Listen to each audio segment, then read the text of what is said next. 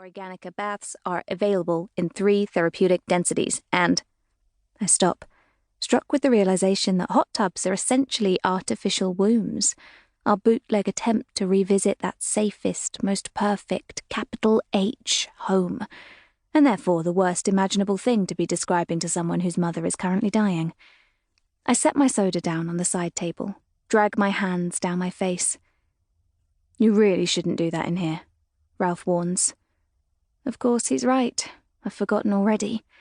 I rub my hands on my thighs instead, cleansing them against the exfoliating grain of the denim. "Maybe we should get a hot tub," I suggest. A gently used surrogate with deep jetted seats and a marbled liner. "I don't know. Seems like a whole culture." He whispers the word culture. "Culture," I mimic him. "Pervert culture. Plus they're expensive, and where would we find all that human shit?" He smiles, blows a little laugh from his nose, then glances warily at the mechanized double doors, which would, sooner or later, wheeze open with information about his mother. His genuine love for her is evident in his expression right now, the muscles of his mouth and forehead clenched, anticipating the loss already, all the luster leached from his skin. Her depression had become, it sounds awful to say, just so grating in the days leading up to this, cloying and relentless, with no end in sight as far as she was concerned, having refused all forms of medication and therapy. But now that she was quiet, now that she might be gone, Ralph was being pummeled by the full typhoon of his love for her, one of life's cruelest tricks, that the extent of this love waits to reveal itself. I burrow beneath his arm and he pulls me into him, my length along his, ear against his chest, the top of my head grazing his jaw. I draw his hand to my mouth, take a nip of his skin between my teeth, try to suck the sadness from his pores like venom. He shakes it free as he always does when he's not in the mood for my biting, and drinks more of his soda. Humans like to put their mouths on the things they love. I remember seeing 2 mothers on the subway once, babies wrapped snug to their chests with their sleep-soft mouths gaping skyward. "Have you chewed on her feet yet?" one mother asked the other. "Oh, God, yes," the other mother replied. I imagine the gentle pressure I'll apply to my own baby's foot one day, practice longingly on my bottom lip, the bounce of her new flesh between my teeth, and how she'll look at me without recoiling, letting me because she doesn't know any better.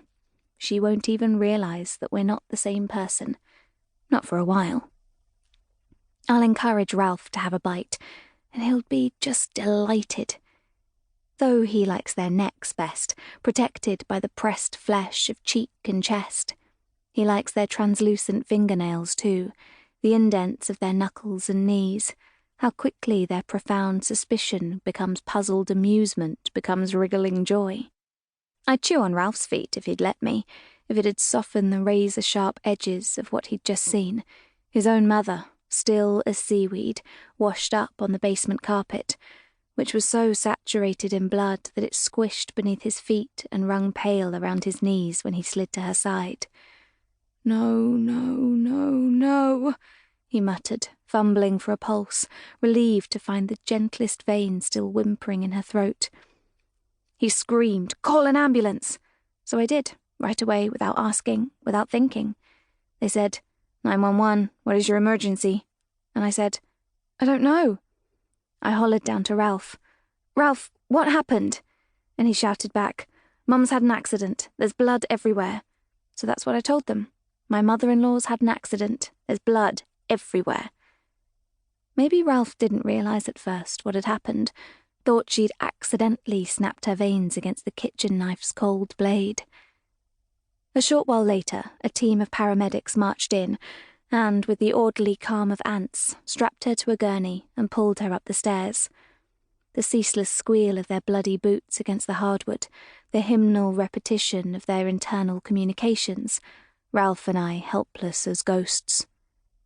We followed them out the front door, watched them slide her into the back of the ambulance. "We're right behind you, Laura," I shouted, and one of the paramedics nodded at me.